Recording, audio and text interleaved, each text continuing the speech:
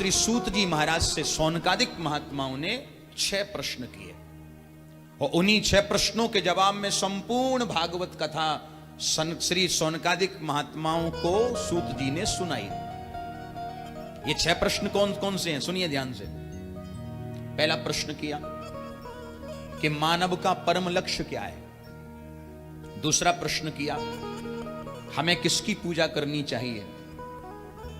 तीसरा प्रश्न किया कि लोगों के पास समय बहुत कम है और वेद पुराण शास्त्र उपनिषद बहुत हैं, कम समय में सभी वेद पुराणों का शास्त्रों का सार हमें प्राप्त हो जाए, सबका फल प्राप्त हो जाए, ऐसा कौन सा वो महापुराण है जिसकी कथा हम श्रवण करें। चौथा प्रश्न, भगवान के अवतार कितने हुए। पांचवा प्रश्न कि जो भगवान इशारे में दुनिया को बना देते हैं, इशारे में दुनिया का पालन करते हैं, दुनिया का संहार करते हैं, तो ऐसे परमात्मा को अवतार लेने की क्या जरूरत पड़ती है, भगवान अवतार क्यों लेते हैं। पांचवा प्रश्न है ये। और छठा प्रश्न किया कि जब भगवान इस धराधाम को छोड़ के गए तो धर्मः कं शरणं गतः, ये धर्म किसकी शरण में चला गया, आप कृपा करके बताएं। बड़े प्रसन्न हुए श्री सूत जी महाराज और इन्होंने अपने गुरुदेव अपने इष्ट श्री सुखदेव जी का ध्यान किया। यम प्रव्रजन्तमनुपेतमपेत कृत्यम द्वैपायनो विरह कातर आजुहाव पुत्रेति तन्मयतया तरवोभिनेन्दु तम सर्वभूत हृदयं मुनिमानतोस्मि।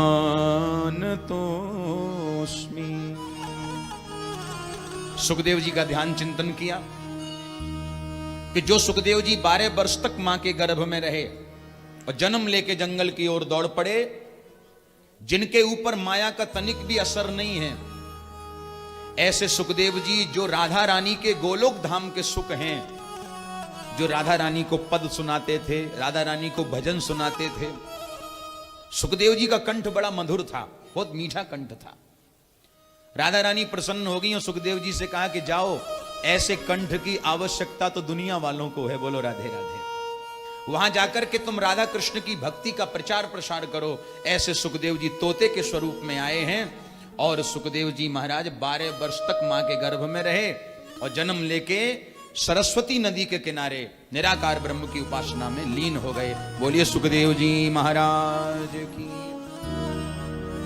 ऐसे सुखदेव जी को बारंबार प्रणाम सूत जी ने किया और नारायणं नमस्कृत्यं नरं चैव नरोत्तमं देवीं सरस्वतीं व्यासं ततो जयमुदीरये।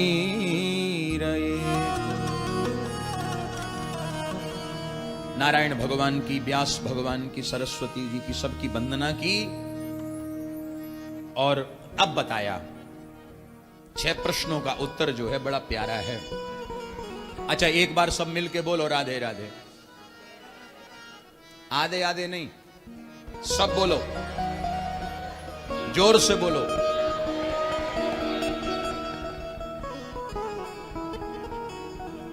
पहला प्रश्न ये कि मानव का परम लक्ष्य क्या है। अच्छा, हम सब लोग जीवन जी रहे हैं लेकिन हमको यह पता ही नहीं कि हमारा लक्ष्य क्या है। आदमी ने क्या लक्ष्य सोचा है मालूम है? जन्म लिया, बचपन निकल गया, अच्छी पढ़ाई कर ली, डिप्लोमा ले लिया, बढ़िया पोस्ट मिल गई, खूब पैसा कमाया, बुढ़ापा आया, फिर रोए परेशान हुए और चले गए। बोलो राधे राधे। बस यही लक्ष्य है, कमाओ खाओ पेट भरो, यही लक्ष्य मान लिया हमने। लेकिन नहीं, उधर पूर्ति करना, पेट भरना तो जानवर भी जानते हैं, जानवर भी तो पेट भरते हैं। अगर पेट भरने के लिए, पैसा कमाने के लिए ही जीवन निकाल दिया तो जानवर में और हम में कोई अंतर रहा नहीं। हमारा लक्ष्य है बांके बिहारी को प्राप्त करना, भगवत कार्य करना, ठाकुर जी से जुड़ना, भागवत में हो जाना, यही तो लक्ष्य है। और जिस जीवन में लक्ष्य ही नहीं वो जीवन किसी काम का नहीं। जिस जीवन की कोई मंजिल ही नहीं वो क्या जीवन है। जैसे किसी ट्रेन में बैठ जाओ, टीसी चेक करने को आया, भैया कहां जा रहे हो? अच्छा आपको यही पता नहीं हमें किस स्टेशन पर उतरना, हमें जाना कहां है। टीसी ने पूछा कहां जाओगे, तो आपने कह दिया जहां ट्रेन जाएगी वहां हम जाएंगे। लो ये कोई तरीका तो नहीं है, ये कोई जीवन है बताओ। जिसको अपनी मंजिल का ही पता नहीं, जिसे अपने लक्ष्य का ही पता नहीं, वो जीवन जीवन नहीं है साहब। लक्ष्य हो, और लक्ष्य क्या है? जगन्नाथ जी हमारे लक्ष्य हैं, बांके बिहारी हमारे लक्ष्य हैं। हमें वृंदावन जाना है और बांके बिहारी को पाना है, चाहे दुनिया इधर से उधर हो जाए, पर हम अपना लक्ष्य पूरा करें। बोलो जय राधे राधे। ये लक्ष्य है। दूसरा, अब यहां एक बात आती है, दूसरा प्रश्न है कि हम किसकी पूजा करें। और शायद हर आदमी ये सुनना चाहता है, किसकी पूजा करें। संत कहते हैं एक ही साधें सब सधें, और सब साधें सब जाएं। एक को इष्ट बनाओ, एक को। पर हमारा दिल इतना बड़ा है, छोटे से घर में छोटी सी अलमारी पूजा की, और बाद छोटी सी अलमारी में 1000 देवी देवता धर रखे महाराज। 1000 देवी देवता बैठे हैं। दुर्गा जी, लक्ष्मी जी, दादी जी भी बैठी है, राधा कृष्ण बैठे, राम जी बैठे, हनुमान जी बैठे, शंकर जी बैठे, दुनिया के जितने जी हैं सब छोटी अलमारी में बैठे हैं। अब पूजा वही चालू। शंकर जी को स्नान करा दिया, दुर्गा जी को कराना भूल गए। चंदन का नंबर आया तो पहले दुर्गा जी को ही लगा दिया बगैर स्नान कराए। भोग का नंबर आया तो एक कटोरी इनको, एक कटोरी इनको, एक कटोरी, भोग में ही लगे।